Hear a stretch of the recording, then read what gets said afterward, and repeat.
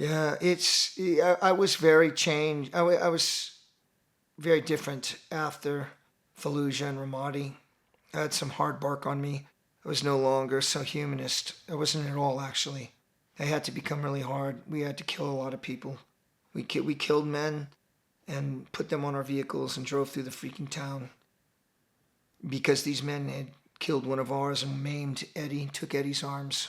I just saw Eddie the day before. I just chopped my way out of that ville and killed some men. And my team, Dan Weiner, McCoy, we were lucky to make it out with our lives, being ambushed from each side, chopping our way through. Some of those medals on my chest are from that freaking ambush. And we got out of there. We turned over. We gave our freaking after actions, cleaned weapons, and then I fell into the deepest sleep. I'd been awake for 3 days fighting in Fallujah, doing overt and then covert patrolling and then sniper missions, and then chopped my way out of this place in the morning. 2 days later, they went through there and they were hit. And That was Route Boston? yes, it was bloodthirsty, and it changed everything. I had to shut off everything in me that was kind, except to my men. But even to my men, it was very, very hard. McCoy will tell you, Dan Weiner will tell you, because it's cruel to be kind out there. But when I could, I'd give them a smile. And after every firefight we got out of, big hugs. And I thought I gave them the biggest compliment possible. I gave them more responsibility in combat because I trusted them. I gave them my trust. Eddie was wounded horribly.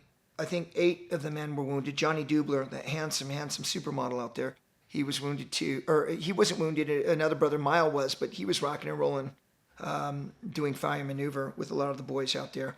I was called back in my sleep to do a quick reaction force and blocking position to get these guys out as we brought in the helicopters.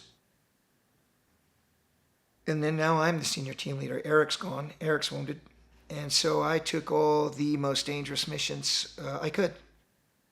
As a scout sniper, doing very dangerous helicopter insertion, long-range reconnaissance patrols, direct action. Now chopped to some nebulous place called Shark Base in Ramadi as a hunter-killer team for the ODA, a Green Beret with CIA assets. So I looked a lot like I do now. Grew out my beard and my hair, masquerading either as a chow hall worker, like a Turk, or a contractor in civilian vehicles or taxis to be kidnapped and killed by the enemy. Why? So that we could draw the enemy out.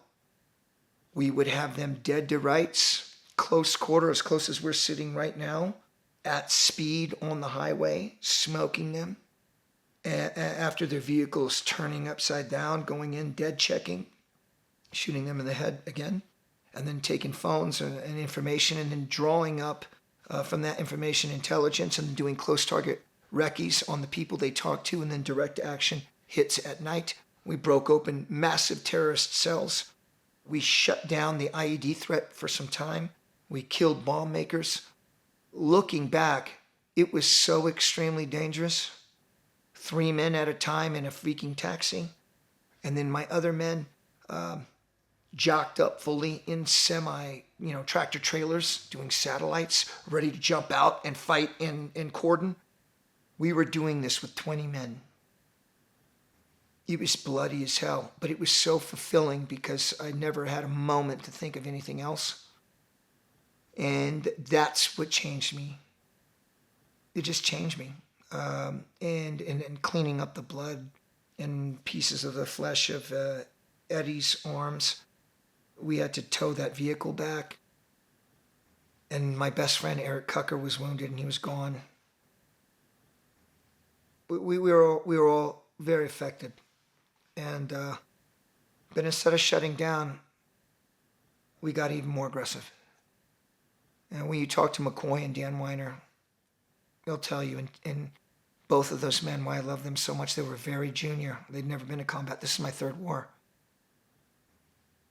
They were so level-headed, and they trusted me. And I trusted them, and sometimes they had better ideas than me. And I said, okay, that does sound like a great idea. All right, that's how we'll do it. You know what? Matter of fact, sir, this is how we're going to do it. Wonderful men, incredible men. And they both went on to do great, great things. McCoy became, I trained him to be a sniper in zone. He became high shooter at sniper school, went on to have an illustrious career. And then a contractor, Dan Weiner, went on to Illinois State and walked on as a white boy and played football. After that, got his degree and then went to work for the CIA. These people, they're just stellar.